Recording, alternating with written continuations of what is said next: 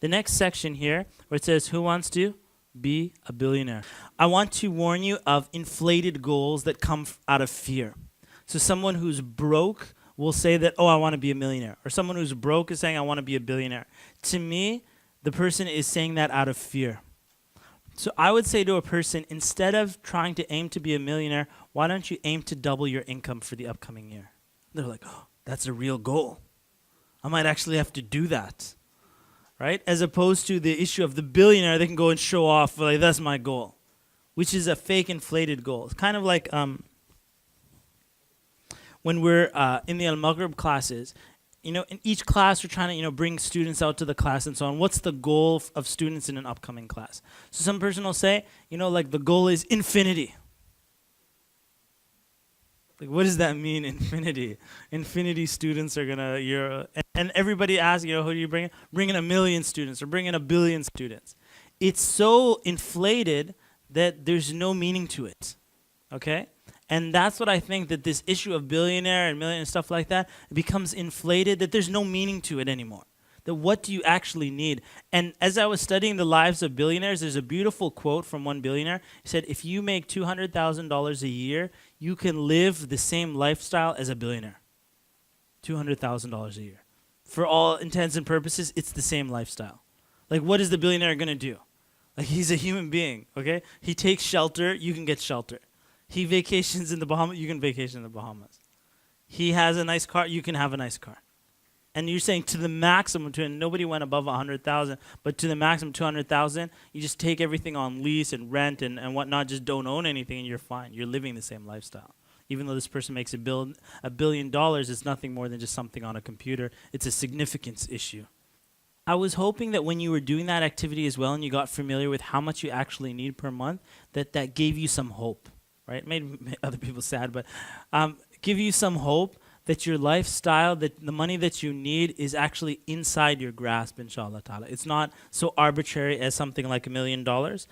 And inshallah ta'ala, that starts, that's your first level. When you're looking at financial independence, this is how much I need. These are my expenses. This is how much I need to just start building some independence. And you have more of a tangible number, like 24,000, like 35, 45, whatever it is. But you don't have to go around and say to people that the amount of money that you need is $60,000 or the amount of money that you need is 80,000. That's coming with a lack of any insight into actually how much money you need. You want to get very specific how much you need. And in this section here, we'll add on the things that you want to do and how much those actually cost. So that you can add that on, and then you'd see like financial independence is this much money per year. And then financial freedom is this much money per year. Like to fulfill your dreams. When you start building up your money, let's suppose somebody has made, for example, how much money do they need a year? Someone said, like, say, $45,000. Someone, can I get like a tangible number? Tangible? Yes, Yusuf? 30,000. Is that the exact number on there? I need a real number, not a made-up number. Anybody tells me in zeros, and I know it's a made-up number. Okay, perfect. That's what I'm looking for. Say it again, 23,000. 23,556. Okay, in order to be financially independent, you need to find a source of $23,556. Okay, that's great. Once you achieve that, okay, so Yusuf's making $23,556 plus an additional $6,000. And then, alhamdulillah, his business is going really well. Now he's making $40,000 a year, which is like double almost how much he needs. Then he starts making $60,000. And then he starts making, let's suppose he's got in his bank account $100,000 and he only needs $23,556. Believe me, your lifestyle won't change that much. If you did increase it, it might go to like $35,000, but you'll just be so smooth with your money and how to manage it that just the money just keeps flowing in afterwards. What will you do at that point? You will start thinking of what should be my goals in life. And then you'll say, I want to aim to be a millionaire. Now hold on a second, the millionaire issue. Why do you want to be a millionaire? And you'll say, I don't know. Everybody else talks about it. What else do they talk about? They talk about coffee. Do you like to drink coffee? They talk about houses all the time. Do you like to own a house? Okay, great. So you're not really following the pack, but as you can see, that people just make stuff up and then you start adopting goals, not even knowing that these are your goals. I would rewind and say, when did this become your goal? And for what reason? And you might find that you just looked at somebody else in your around you and you tried taking their goals and tried putting it on yourself. This is a better way of pulling out goals. All right? There's a little book called like Hisnul Muslim. All right? And there's a connection to it called like the dua of the Prophet sallallahu alaihi wasallam. To me, these are the goals of the Prophet sallallahu alaihi wasallam. He's asking Allah Azza wa Jal for these things.